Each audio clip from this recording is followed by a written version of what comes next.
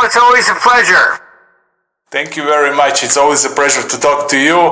Martin, let's start maybe with the economic cycles. I'm talking period between 2025 this year and 2030 outlook. Your economic confidence model has pinpointed 2025 as a major turning point with depressions in Europe and stagflation in the US resembling the 1970s. My question to you is, what specific triggers like debt defaults, pension failures do you see igniting this phase? Well, you're beginning to see it, for example, with the UK and France even hinting that they may need an IMF loan. The whole problem here has been that since World War II, these governments have just run deficits year after year with no intention of ever paying anything back.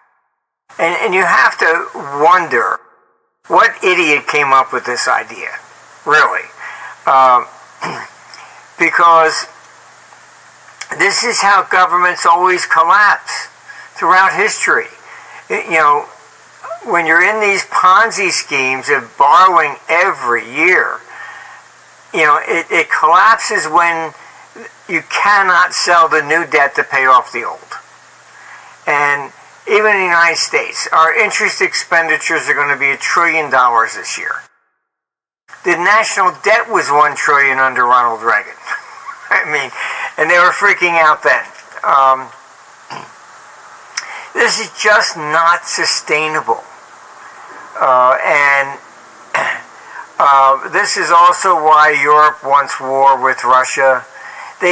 You get into these periods of time where they always need an external enemy.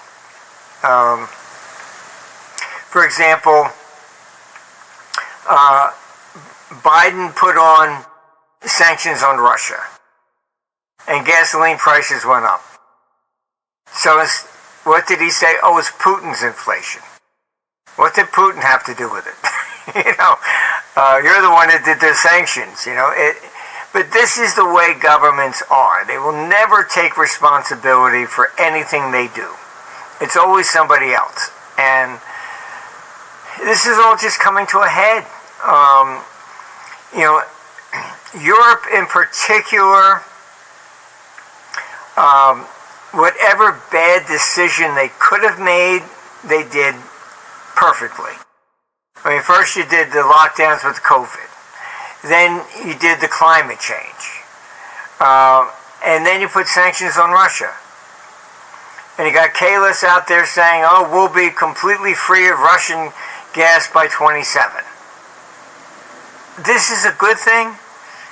The German economy has actually shrunk in size by 3%. Then you have NATO, whose only purpose in life is war. And their propaganda is, Khrushchev, when he said, we will bury you, he was really a believer in Marxism. He honestly believed that capitalism was evil and communism was going to beat it, etc. And Putin's not a communist. The Eastern Europeans, Russians, Chinese, nobody wants to go back to communism. Simple as that. NATO should have been shut down when, the USSR collapsed. Its whole purpose was against the Warsaw Pact, which ended, all right?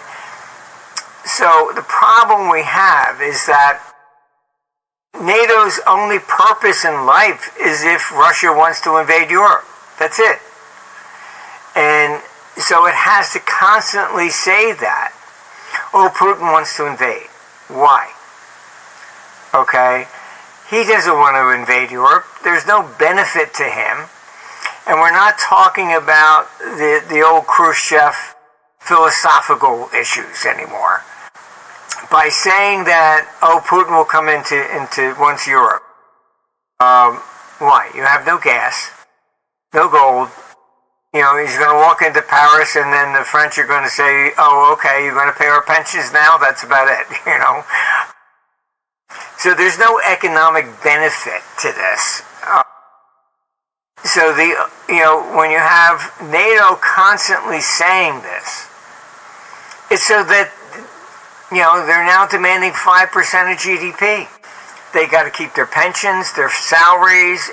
That's what this is about. They don't promote peace, they only promote war. If there's peace, then they're not necessary. I saw the internal memos. They were quite upset when all the money was going to climate change. And it was like, how do we remain relevant to keep the money going? And the only way they remain relevant is constantly saying that Russia wants to invade Europe. And if you look at it objectively, Putin has laid down so many red lines, and they cross every one of them trying to get him to attack. He said, you give them long-range missiles, that's it. They did. I spoke to Ukrainians who said initially they were only told to go to the border, and the order to invade the Kursk region came from MI6. And so they thought, okay, fine, if we invade Russia, then he'll do something. And he understands what's going on. And he's not taking the bait. If he attacked anything, then they get their World War III. No, I get you. How do you interpret the latest news where Poland was hit like with 19 drones? That's the whole issue. They called in Article 4. They want war. It's nobody that... all these governments are failing. The monetary system does not work. And so their choice is they either get a war going, or when the people, when you end up with these governments going bust, then the people are going to be storming the parliaments asking for their pensions. So, history shows that's the only two choices. Yeah, Martin, you have forecasted a sovereign debt crash peaking, if I remember correctly, between 2025 and 2027, potentially wiping out banks and pensions. For let's say everyday investors, what asset allocation strategies does Socrates recommend to navigate this without relying on digital currencies? If you look at what's taking place, you see the U.S. stock market going up, you see the dollar going up, and you see gold going up. All three, all right? The gold bugs would always say, oh no, only gold goes up, everything else crashes, all this stuff. They don't understand what's happening. The fact that all three are rising is showing you capital flight from Europe. The smart money knows. We have a lot of the major institutions there. Warn them, you better get your gold out of there. Because when that first bullet is shot, the EU is desperate. And what they were going to do is put in capital controls. That's what the whole central bank digital currency is about. You have Spain that just said that you can't take out, more than 3,000 euros out of your account without government permission. So all this is the same thing. If you look at World War I, what did they do? They shut down all the European stock markets, so you couldn't sell anything. This is standard. So we're not talking about my opinion here. We're talking about facts. Okay? This is what governments always do. Even in the American Civil War, Abraham Lincoln forbid anybody from paying any debts owed to the South. It's standard. This is what you do. So I would be very careful. You definitely want to have something outside of the EU at this stage in the game, because the more desperate they get, then trust me, they're going to put clamps down, and it's going to be damn hard to get anything out of Europe. So you have to understand this is the way things simply function. When you go into war, they put all kinds of rationing on there, capital controls, you name it. Yeah, or everything will become digital. I don't know, what's your take on the digital euro? I had Alex Craner recently in my show, and he called it digital gulag. What's your take on the... That's pretty much it. I mean, look, creating a digital currency is actually risky. You could use an EPM bomb and wipe out all the electronics. So, if money is only that, how do you go buy a bottle of milk? This is not for the benefit of the people or an economic step forward. It's backwards. This is all about capital controls for the government. It is a gulag. I mean, that's basically what they want. They constantly think, no matter what government you're looking at historically, they will always act in their own self-interest. And they're not about to give power back. I mean, as you know, they say that, you can vote your way into communism, but you got to shoot your way out. And that's pretty much true throughout history. I mean, once you in a dictatorship, whatever it is, it's they do not hand back the power easily, and doesn't matter what culture you're talking about, Asia, Europe, Middle East, it's all the same.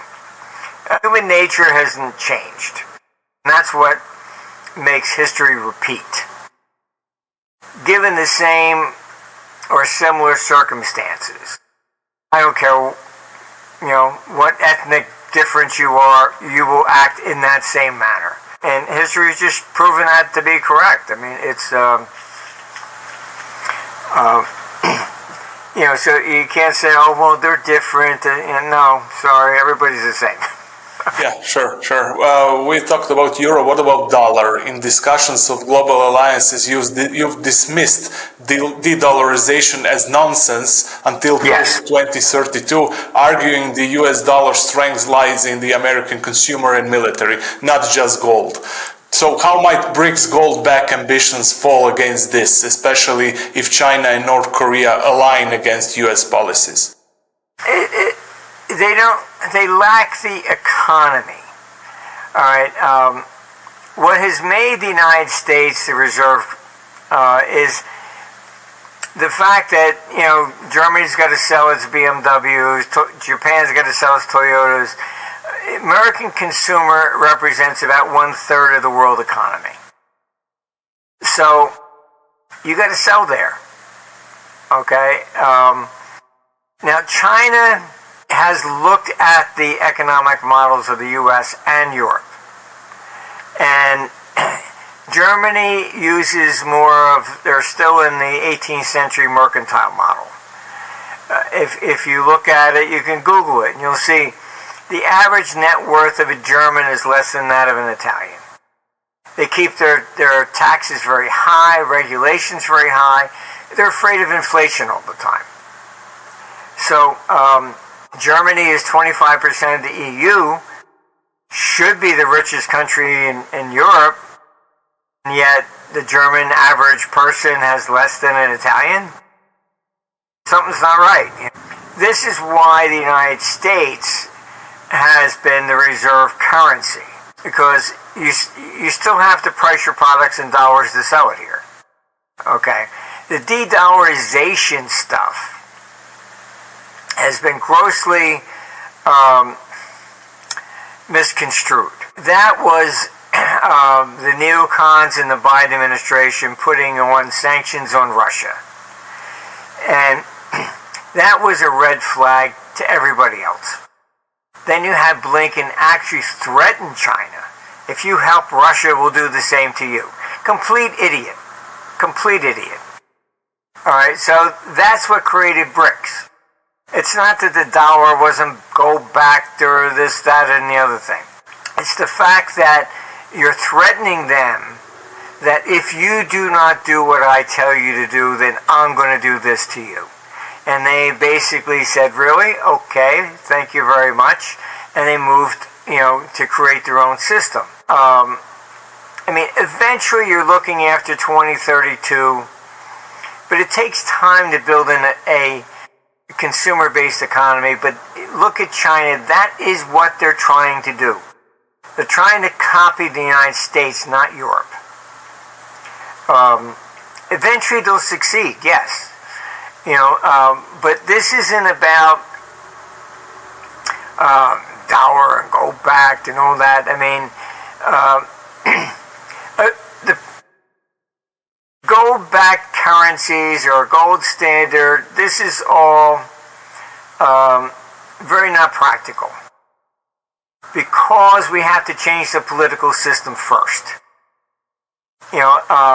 Like I said, I can run for Congress and say, vote for me, I'll save the whales, I'll make sure it doesn't rain on Sundays or whatever, all right? To get elected, I need money. I got to bribe the people. Vote for me and I'll give you this, all right? So how do you do that in a fixed exchange rate or gold standard? You can't. You don't have a deficit. Okay, so that's what I mean, is that it's more than the money system. You have to change the politics first. All right, just as communism collapsed, this socialistic agenda also has to collapse. It can't be that, vote for me, I'll give you a lollipop and a free car, but the people are addicted to this. And that's what's got to change. All right, when that changes, then you can get the monetary system changing. But you can't go with the monetary system first, because the politicians are never going to go for that. Because how do they run for office? I don't think they even know how to anymore. It's just vote for me and I'll give you this. That's it. So that's what's got to change.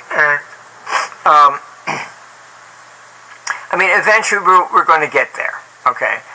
The other problem, why the dollar is also the reserve currency, is that the U.S. dollar is the only currency in the world that has not canceled. All right. A $5 bill from 1861 is still $5. It's worth a lot more to a collector, but, even Canada canceled all its high denomination notes. Europe routinely cancels its currency. Why?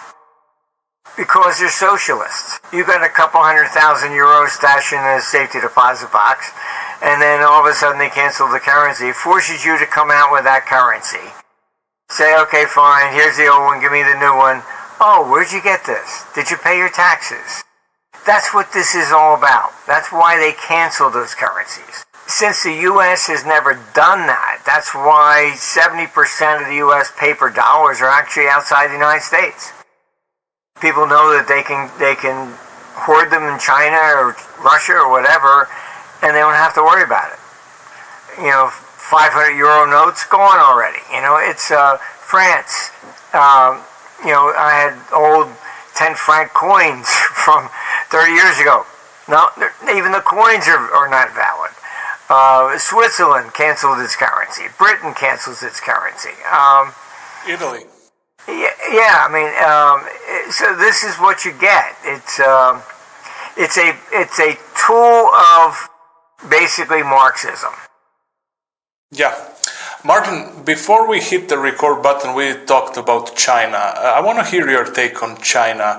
Is China the smartest geopolitical player out there? Are they really thinking 3-4 steps ahead, more than the West?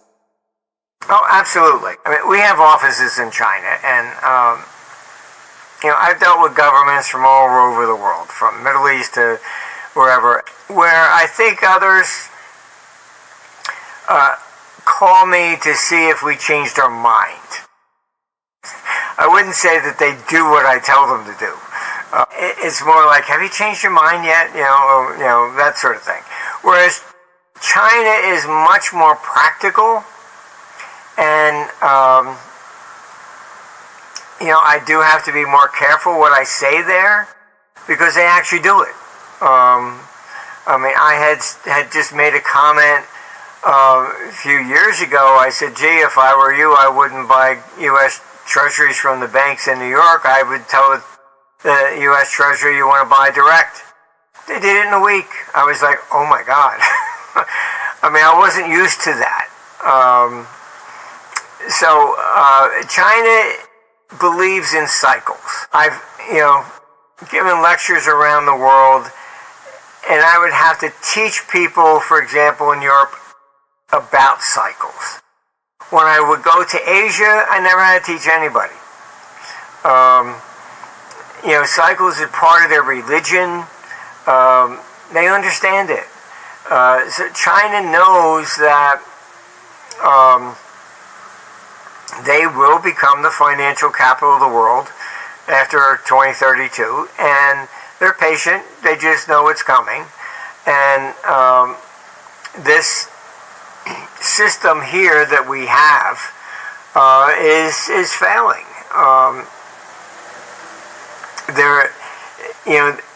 China went crazy on the debt issue privately. They did warn their provinces that not to borrow in dollars, but they didn't listen. It was cheaper, bankers sold it to them, and then the dollar goes up and they owe 20% more.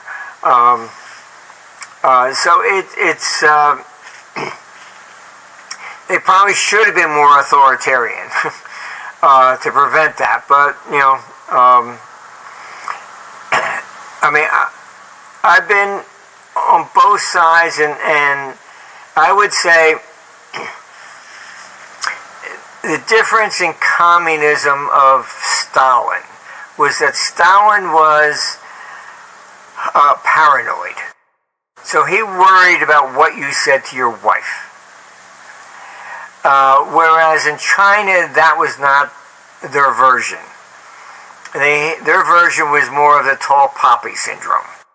So that's what it was called, that they don't care what you said to your wife. But if you start sticking your head up and talking to everybody else, now it gets cut off. So where Stalin, I knew people that grew up in East Germany, and kids were taught in school that if if your parents ever said anything against the government, report them, because the state's really your parent.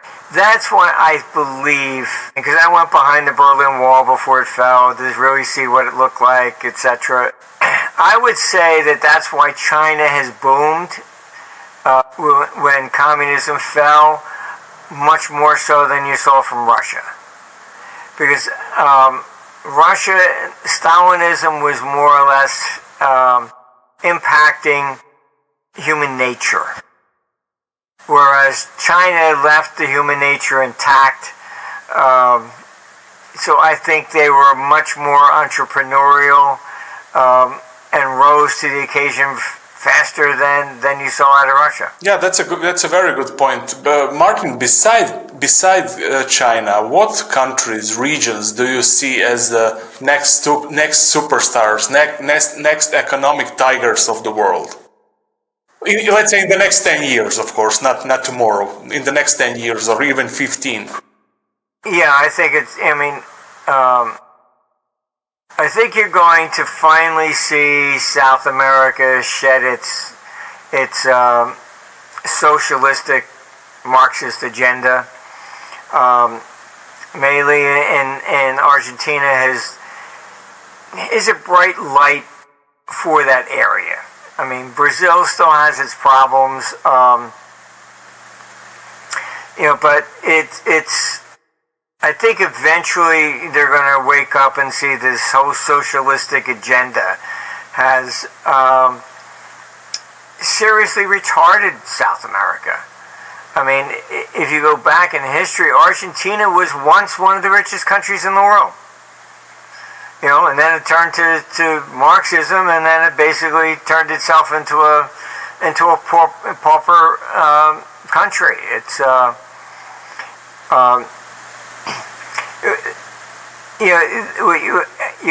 innovation is everything, and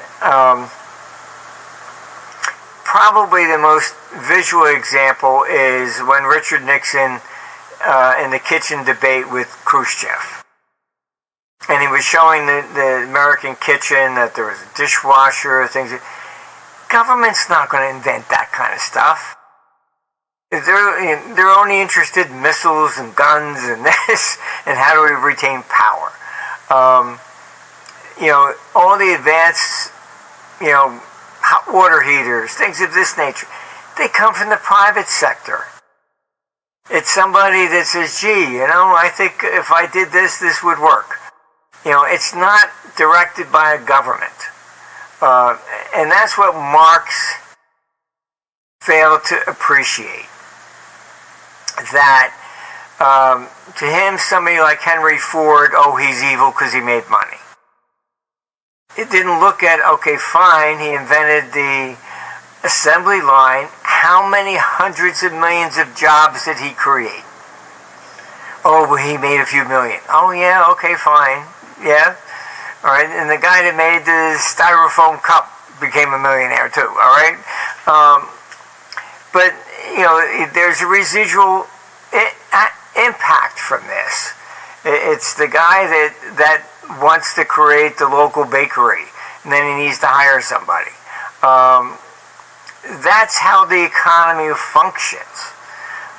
Nearly, 70% of employment is with small businesses. It's not, with the major multinational big companies, etc. It's the small businesses that are the backbone to the world economy. And when you try to hurt people because they made more than you, whatever, you're only defeating the entire system.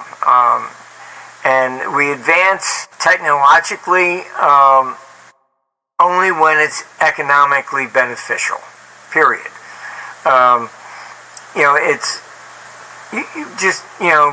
World peace, you had Rome lasted for nearly 1,000 years.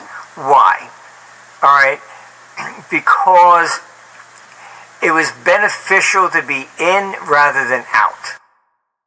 You could make your clay pots in France and sell them to somebody in Syria. Free trade, roads, delivery systems, all right? So it was better to be in than outside, all right? Sanctions do not work. You want world peace? Remove all the sanctions on Russia. What will happen is that the average Russian would then provide the check and balance against their own government. Hey, you want war? I'm not going to be out of business, you do that. As long as everybody's interacting economically, that's when you get peace. You put sanctions on and this, that, all you get is war and confrontation. That's it. And now, like you're hearing from Poland and the rest of them, Russia wants to come in, so we should hit them first, So I'm going to walk into a bar, I'm going to just punch you in the mouth and say, well, why'd you do that? Well, I knew you really wanted to hit me, so I figured I'd do it first, right? I don't know. I think we got the worst crop of world leaders I've ever seen, and I've been doing this for 50 years. I was friends with Margaret Thatcher or Reagan. I used to respect politicians. There's nobody that today that I know that I would want to sit down and actually have a drink with as a friend. And that's saying something. Yeah, definitely. Martin, final question. I want to hear your take on the interest rate, especially if we see higher interest rates. How do high interest rates align with your stagflation forecast for the U.S. economy in 2020? I know, you have Trump wrongly browbeating the Federal Reserve. He thinks lower rates are good for the economy. They're not.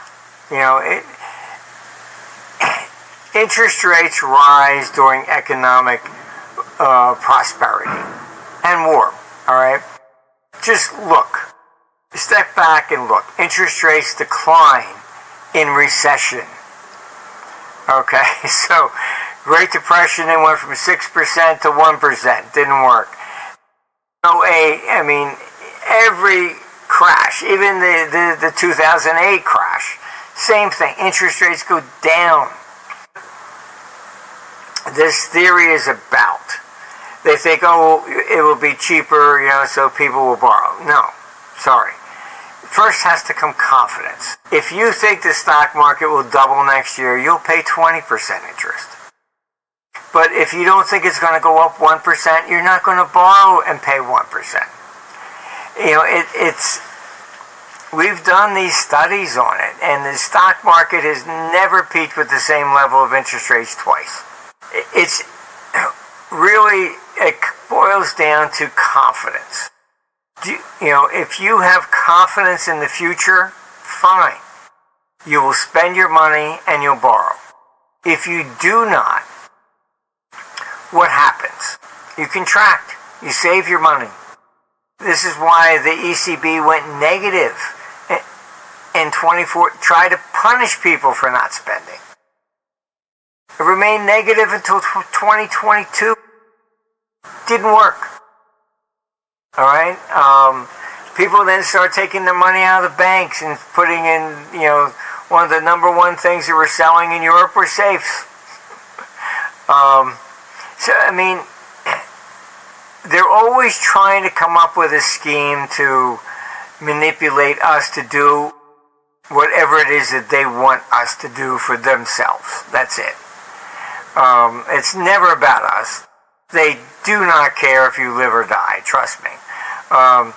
They would prefer that you die before they have to pay your pension. And this is just, unfortunately it's reality. But interest rates, you will see, will rise with war. But also you have Britain and France in trouble. And in 2010 it was Greece. And that set off a contagion. All right. These academics or whatever have never been in a trading room. They don't understand. As soon as everybody made money off of Greece, what happened? Oh, who's next?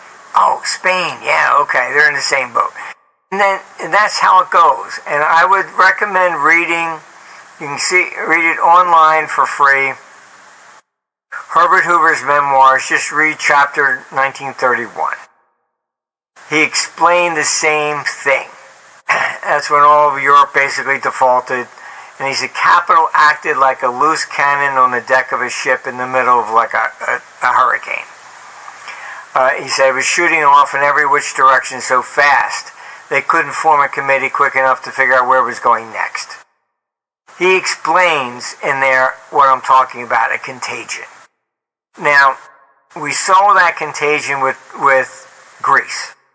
France is the second largest economy in the EU. Don't you think something's going to happen? If France is in trouble, all right, the problem with the euro is, as you know, when they were forming it, they came to me. And I sat down, I warned, I said, this is not going to work. You must consolidate the debt. The euro will never compete with the dollar. Because I can pick up the phone and say, buy me $10 billion worth of U.S. Treasuries. I can't do that with Europe. I still got to make the same decisions. Oh, see, do I want Germany, France, Italy, etc.? I still got to make the same decisions as if the currencies were still there. That's the problem. Because if France gets into trouble, it creates a contagion.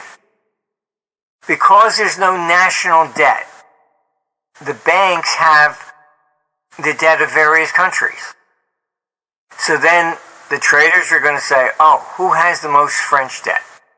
Which bank? They'll attack that bank. This is what I've warned them about. I mean, I'm a trader. I've been here I've seen it live, okay? I'm not an academic. So, you didn't consolidate the debt. That undermines the banking system, the pension system, everything. And when a contagion starts, look out. So the traders are going to look to see who has the most French debt. Probably borrow most of the French big banks, whatever. But they're going to be looking at everybody else too. So you have to understand that we're dealing with a contagion, and as that contagion happens, then interest rates go up because the risks rise. Yeah, Martin, we always learn something from our discussions. We will conclude this discussion with that. How can people reach out to you? You can go to armstrongeconomics.com. We try to keep it as an open forum. You don't have to put in any emails or anything like that. We don't even sell advertising. So we're trying to keep it as an open source. We're not blocked anywhere. People in China watch it, and Russia, everywhere. So it's I've been told we're the only ones that are not blocked worldwide. So, Mr. Armstrong, thank you very much for coming to